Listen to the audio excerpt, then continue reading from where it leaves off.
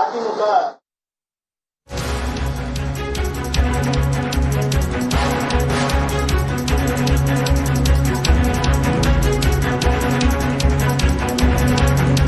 அண்மை செய்தியை பார்த்து வருகிறோம். இந்தியாவில் லாக்டவுன் வரும் என்று வதந்தி பரப்பப்படுவதாக தற்போது நிதியமைச்சர் நிர்மலா சீதாராமன் கூறியிருக்கிறார். கொரோனா காலத்தை போன்று இந்தியாவில் மீண்டும் லாக்டவுன் வராது என்று நிதியமைச்சர் நிர்மலா சீதாராமன் தற்போது கூறியிருக்கிறார். கூடுதல் விவரங்களை செய்தியாளர் சுசித்ராவிடம் கேட்கலாம். சுசித்ரா, முழுமையான விவரங்கள்.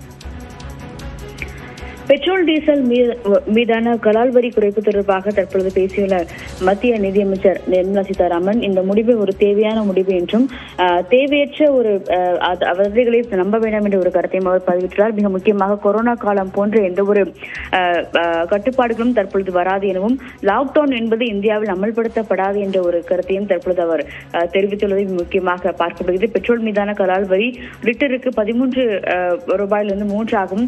டீசல் மீதான வரி 10 0 குறைக்கப்பட்டுள்ள நிலையில் இந்த உலகளாவிய சிக்கலான ஒரு சூழலில் இந்த ஒரு நடவடிக்கைகள் என்பது மிக முக்கியமானதாக பார்க்கப்படுவதாகவும் அவர் விளக்கத்தை தற்பொழுது வழங்கியிருக்கிறார். அது மட்டுமல்லாமல் பெட்ரோல் டீசலில் எந்த ஒரு தட்டுப்பாடும் நிலவவில்லை எனவும் மிக முக்கியமாக மக்களுக்கான ஒரு பயன்பாட்டிற்கான தேவையான அந்த ஒரு பெட்ரோல் மற்றும் எரிவாயு தொடர்பான விவகாரங்களில் எந்த ஒரு தட்டுப்பாடும் இல்லை என்ற ஒரு விளக்கத்தையும் தற்பொழுது மத்திய நிதியமைச்சர் நிர்மலா சீதாராமன் தெரிவித்துள்ளது முக்கியமாக பார்க்கப்படுது. அதே சமயம் இந்த விலையினுடைய கட்டுப்பாடுகள் என்பது தேவையான ஒரு நடவடிக்கையாக பார்க்கப்படுவதை தவிர இது லாக்டவுனிற்கான ஒரு நடவடிக்கையாக பார்க்கப்படக்கூடாது என்ற ஒரு விளக்கத்தையும் அவர் அளித்துள்ளதையும் முக்கியமாக பார்க்கப்படுகிறது. இந்தியாவில் கொரோனா காலம் போன்ற ஒரு லாக்டவுன் கட்டுப்பாடுகள் என்பது அமல்படுத்தப்படாது என்ற ஒரு விளக்கத்தை மத்திய நிதியமைச்சர் நிர்மலா சீதாராமன் தற்பொழுது தெரிவித்திருக்கிறார்.